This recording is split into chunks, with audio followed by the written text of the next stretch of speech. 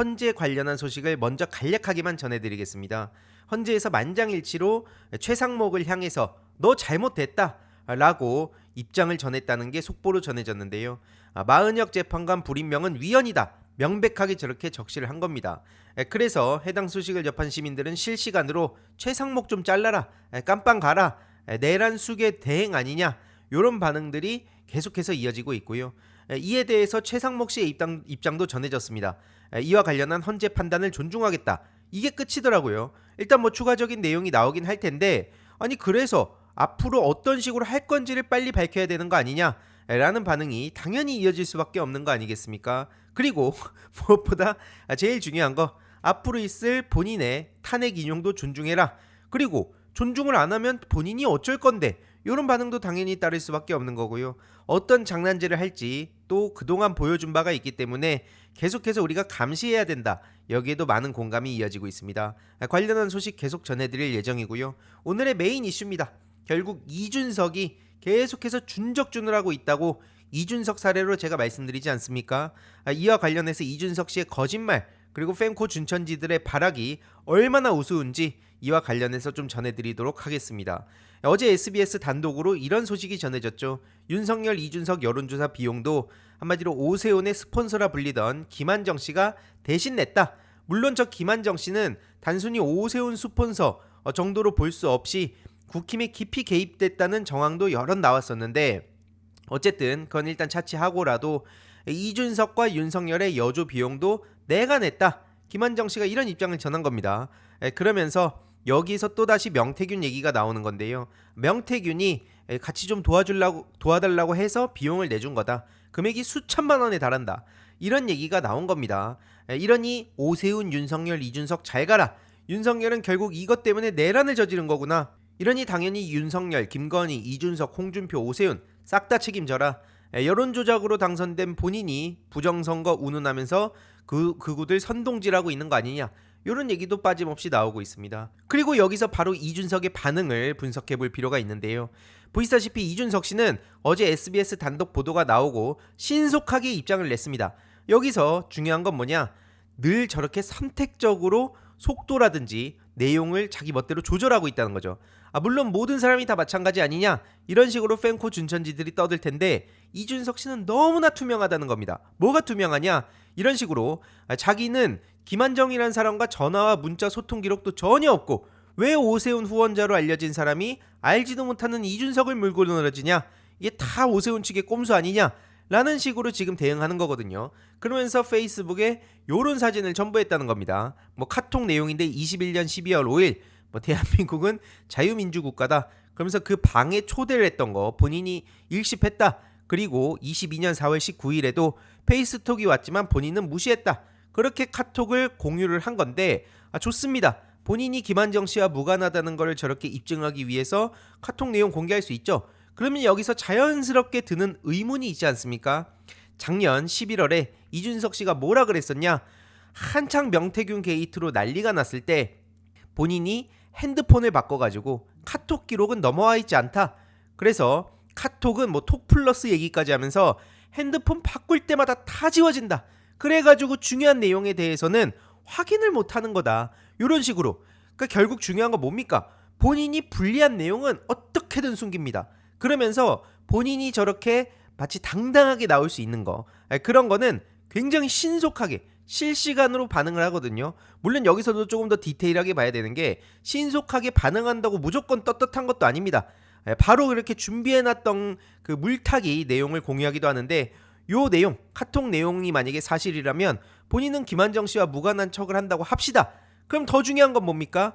카톡에 대해서 제대로 진작부터 까라고 많은 시민들이 요구를 했는데, 그런 건 대충 말로 때우고 무슨 성적 조작이다, 무슨 뭐 비율 조정이다, 택도 없는 소리를 하면서 시간 질질 끌고, 카톡은 내용이 없다는 식으로 그냥 어물쩍 넘어가더니 이런 거는 다 준비가 돼 있습니까? 이것도 우연의 일치입니까?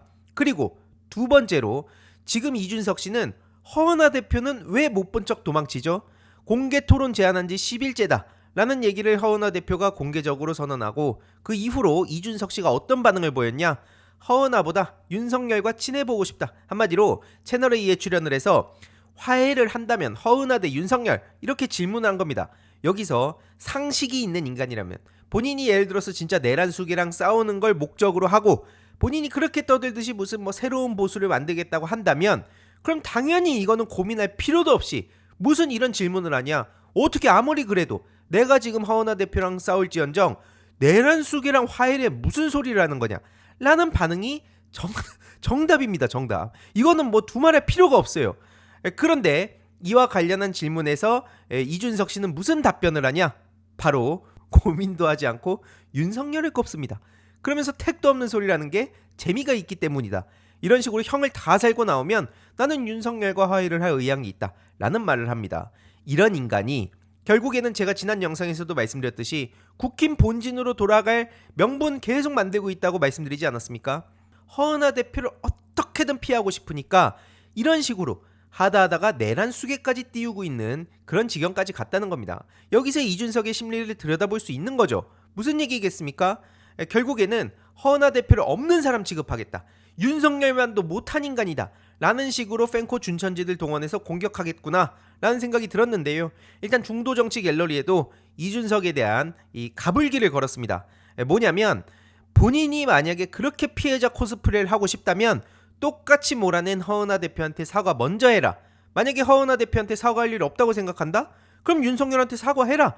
이 가불기에 걸린 상황이죠. 한마디로 이준석은 본인의 피해자 서사는 그렇게 갖고 가고 싶으면서 더한 방식으로 더 악랄하고 졸렬하게 허은하 대표를 지금 몰아가고 있는데 이거에 대해선 당당하다. 뭐가 문제냐? 허은하가 자격이 없다. 근데 이준석 본인은 쫓겨날 그런 명분이라도 있었지. 허은하 대표는 뭔데요? 말도 안 되는 소리를 하면서 저런 식으로 아주 속이 훤히 들여다보이는 엄풀을 하고 있으니까 이에 대해서 허은하 대표도 청출어람이다. 학폭 가해자의 면모를 보여준다. 어떻게 학폭 피해자보다 가해자와 더 친해지고 싶다는 거냐? 이게 이러니까 허은하 대표를 도망치는 이유가 있는 겁니다. 그래서 시끄러 임마 쇼를 하던 것도 결국 다 저런 재미 때문에 한 거냐? 정치가 네 재미있으라고 하는 거냐? 이준석이 토론 거부한 지 지금 14일째다. 오늘로 이제 15일째가 되겠죠. 지금이라도 응답해라 이겁니다. 아니나 다를까 페이스북에 와가지고 허은하 대표를 엄청나게 비난하고 있거든요. 이준석 스토커라 그러면서 트집 잡는 비난이다. 윤석열이 허은하보단 나을 것 같다. 이런 식으로. 그러니까 이게 계속 자기들이 무슨 짓을 저지르는지 모르는 거예요. 당장에 이준석을 지켜야 되니까 일단 허은하 대표랑의 토론을 성사시키지 못하도록 만드는 게 저들의 제1의 목표거든요. 그러니까 하다하다가 내란 속의 우두머리를 저렇게 옹호를 하고 있는 겁니다. 그러면 나중에 또 스텝이 꼬인다는 걸 저들 잘 알고 있죠. 그러니까 이준석 씨는 요거에 대해서 슬쩍슬쩍 말장난 해주면서 뭐 나중에는 뭐 예능을 예능으로 안 보고 뭐 이런 식으로 또 넘어가게 되겠죠. 그러면서 민주당 사례 갖고 와가지고 어떤 사례 누구를 언급할지도 벌써부터 눈에 보이는데 아무튼 그래서 이와 관련한 이준석의 속내 훤히 드러났다라고 볼 수 있고요. 역시나 팬코에서도 바로 달라붙어가지고 허은하 대표가 이준석 채널의 인터뷰에 긁혔대요. 이게 웃기대요. 뭐가 웃긴 겁니까? 지금 내란 이게 웃음거리입니까? 내란 수계랑 같이 화해하고 싶다는 그런 의향이 있다는, 그러면서 윤석열이 재밌다고 포장하는 이따위 인간이 지금 대선 운운하는 것 자체가 전 역겨운데요. 그러면서 저들이 뭐라 그러냐, 앞서 말씀드렸듯이 스토킹이다, 허은하가 누구냐, 이런 식으로 또 넘어가려 합니다. 그러면 이제 우리는 물어볼 수밖에 없는 거죠. 그 잣대대로면 이준석은 이재명 스토커입니까? 라고 물어볼 수밖에 없는 것이고, 팬코 준천지들, 제가 며칠 전에 말씀드렸잖아요. 하다하다가 이재명 대표님이 도대체 이준석이 뭐라고, 준수톤 이연 그 다큐 시사회에 이재명 대표님이 굳이 3% 생방송을 하겠습니까? 아니 이준석이 그러니까 이 세상의 중심엔 이준석이 있다. 요거를 이제 맹신하고 있는 사람들이거든요. 결국 그들 세계관대로면 이준석은 이재명의 스토커다 라고 부를 수밖에 없는 겁니다. 그리고 더 중요한 건 뭐냐, 저들의 세계관대로 들어가 보면 제대로 박살날 그 정치인이 한 명 있다는 겁니다. 뭐 사실 정치인이라고 봐도 될지 모르겠는데 솔직히 언급할 가치도 없어서 제가 안 다루려 했는데 그러다 보니까 진짜 아무도 안 다룰 것 같더라고요.